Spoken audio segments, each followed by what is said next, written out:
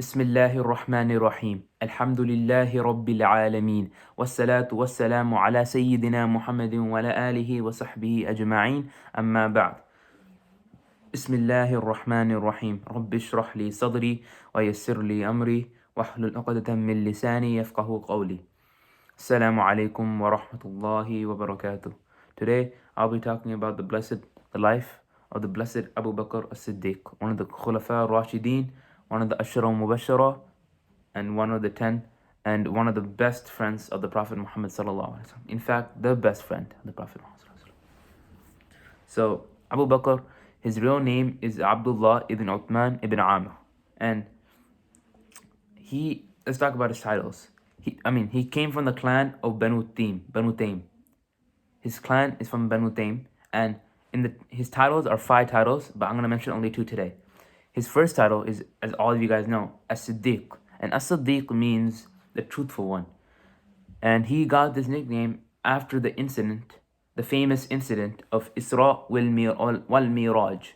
And he got this nickname, and the story goes like, all the Quraysh, everyone was mocking him, all the disbelievers, the kuffar were mocking Prophet Muhammad sallallahu alaihi wasallam for saying this. Oh, he went from Mecca to Masjid al-Aqsa to Jannah in one night. Everybody was doubting him. They're all mocking him. Everybody was laughing, just mocking him. And until Abu Bakr as-Siddiq radiyallahu anhu, when he heard this, he was like, if Prophet Muhammad sallallahu alaihi wasallam had said this, it is true. And this goes to show that his great iman and how he trusted the Prophet Muhammad sallallahu alaihi wasallam with anything. Anything he said, he would believe in. And now let's talk about Abu Bakr's father and mother. His father's name was Uthman ibn Amir, and his kunya was Abu Kuhafa, and he became a Muslim at the conquest of Mecca. And now let's talk about his mother, Salma bin Sakr. She became a Muslim at the early days, during the early Dawah days. So the story goes that one day Abu Bakr and the Prophet ﷺ was getting harassed and was getting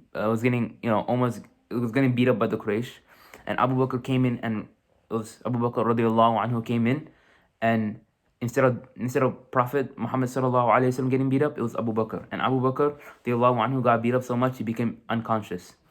So when he became unconscious, when he woke up from he was conscious again. The first thing he said before taking any water, no food, he said, how is Prophet Muhammad sallallahu alaihi wasallam? He loved the Prophet Muhammad sallallahu alaihi wasallam so much that he would see if the Prophet is okay rather than he's okay. So his mother took him to the secret place where the Muslims meet, because before then the Muslims were a secret because they didn't want it was, everybody knew about Muslim, but Muslims were in secret, or because if they weren't in secret, they would get harassed, bullied, beat up. So they took him to the house of the secret meeting place at the time was Ibn Arqam, the house of Arqam. And then when he got there, the Prophet Muhammad sallallahu alaihi wasallam saw Abu Bakr and hugged him. And then Abu Bakr said, this is my mother. And then she converted on that day, which was a good thing for Abu Bakr. And he was happy that day. And now let's talk about his family, his wives, his sons, his daughters. He had 4 wives, 6 children, 3 sons, 3 daughters. His first wife was Qatila, and Qatila, she got divorced in the pre-Islamic days before Islam came along. So the 2 children he got with Qatila were Abdullah and Asma.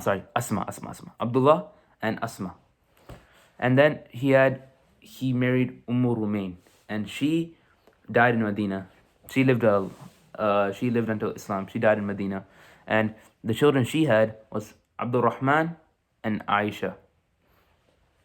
And now let's talk about the third wife, which is Asma bint Umais. And she gave birth to one of his sons, Muhammad. And I'm pretty sure she also died in Medina. Not 100% sure though. And now let's talk about the fourth wife, Habiba. And she gave birth to his last daughter, the daughter was born after Abu Bakr radiyallahu anhu had died, and her name was Kulthum. Now let's talk about the children. So the first, let's talk about the boys first. So the first boy children was Abdullah, and Abdullah was the one that helped him with the expedition. So during the expedition to Mecca and Medina, the pilgrimage, the Prophet Muhammad and Abu Bakr pilgrimage, Abdullah helped them with like he would go out and tell them the plans of the Quraysh and like how would they were planning to do, how they're like, you know. So during when they're hiding in the cave of Thawr, Prophet Muhammad and Abu Bakr, Abdullah would go and help them and tell them like, oh, this is a plan of the Quraysh, they're planning to do this, they're doing this. And then his second son is Abdul Rahman ibn Abu Bakr, and he wasn't a Muslim at the beginning, but he became a Muslim at the Treaty of Hudaybiyah. And at the Treaty of Hudaybiyah, he became a good and practicing Muslim until the end. And Abdullah ibn Abu Bakr, the first son, he died after he got shot with an arrow, a martyr, but it didn't kill him right there. Later on in his life, the wound ended up taking his life later on. Now let's talk about his third and final son, Muhammad ibn Abu Bakr.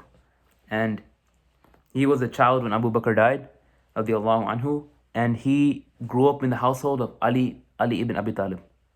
And now let's talk about his three daughters. His first daughter is Asma bint Abi Bakr, and she was a companion. She was a companion, the daughter that married the famous companion Az-Zubair, and them two, Az-Zubair radiallahu anhu and Asma radiallahu anha, they had the first Muslim child to be born in Medina after the pilgrimage, who is the famous companion Abdullah ibn Zubair. And she died. She lived a very long age. She died at age 100, which is kind of crazy. And the second daughter is Aisha, the famous Aisha radiallahu anha, one of our mothers who married the Prophet Muhammad sallallahu alaihi wasallam, and she didn't have any children. So, and she died in the year 57 of Hijrah. The last and final daughter of Abu Bakr As-Siddiq is radiallahu anhu is Kulthum, who was born after the Prophet Muhammad, after Abu Bakr radiallahu anhu had died. Now let's talk about his life before Islam.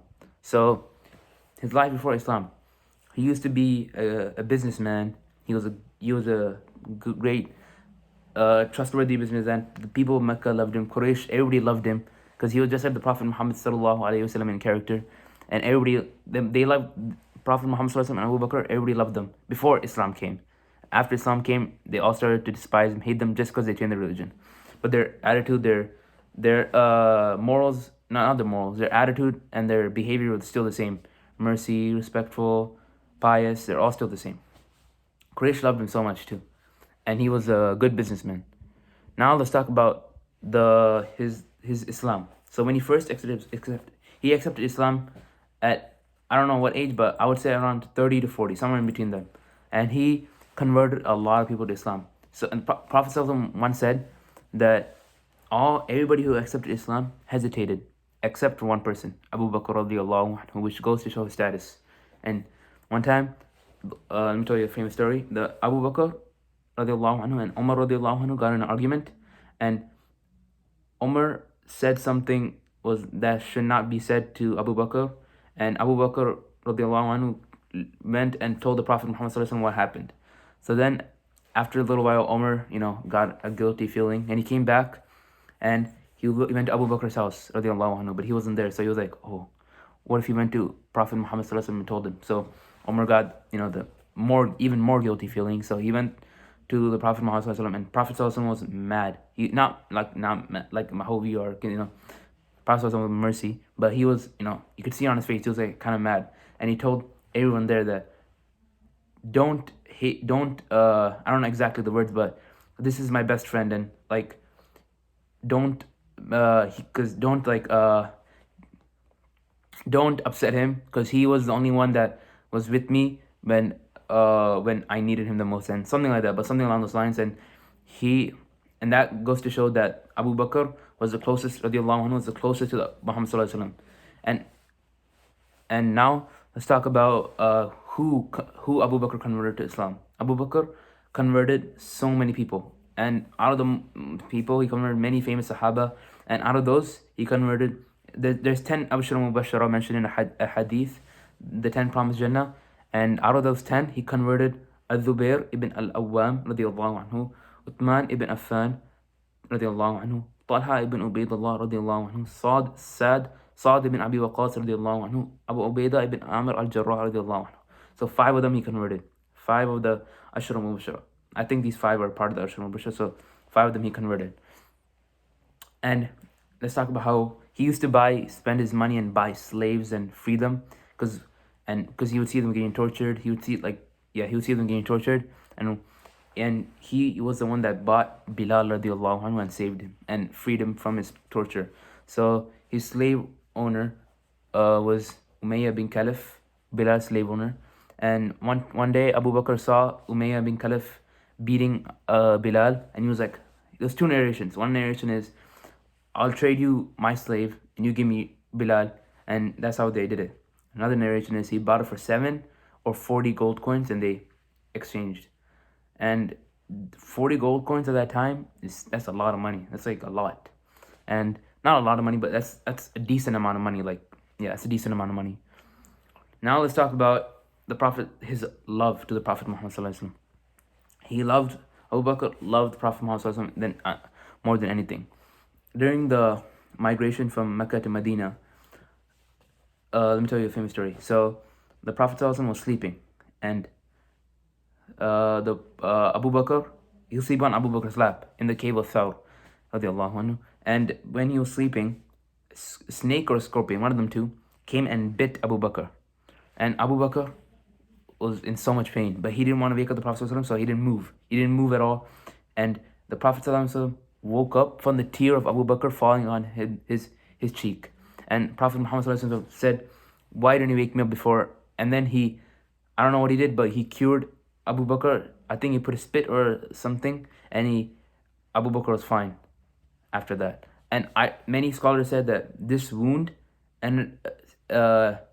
led to his death later on. Like, this wound was that bad, and it led to his death later on, which gives a lot that if any of us got hurt, we would, freak out in pain. But since the Prophet Muhammad was in his lap, he would value that over his own self, which is crazy.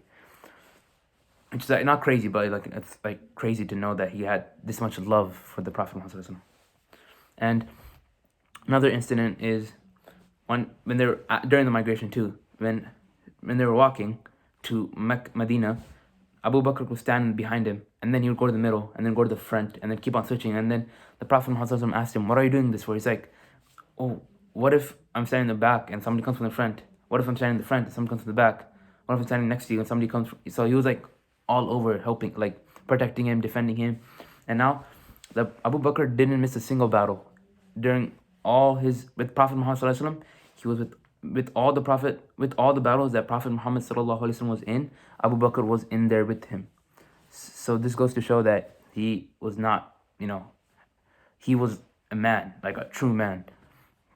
Another thing is, he would donate a lot of money. Like I mentioned, he freed a lot of slaves. And another thing he did that one day Umar decided that, I'm gonna outdo Abu Bakr in deeds. So he was like, okay, during the money collecting, donating of the Tabuk, they were trying to raise funds, Umar donated half of his wealth. So he would thought, I beat Abu Bakr radiallahu anhu. But Abu Bakr radiallahu anhu donated half of his money, all of his money.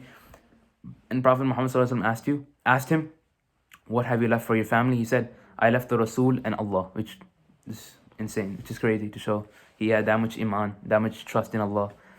And then the last thing I'm going to mention before I end it off, sorry for being super short, and the last thing I'm going to mention is he had this, what do you call it?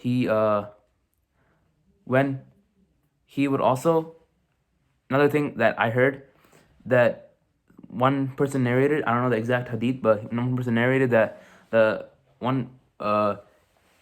Abu Bakr used to visit the sick, help the needy, feed the poor, and do all that in one day.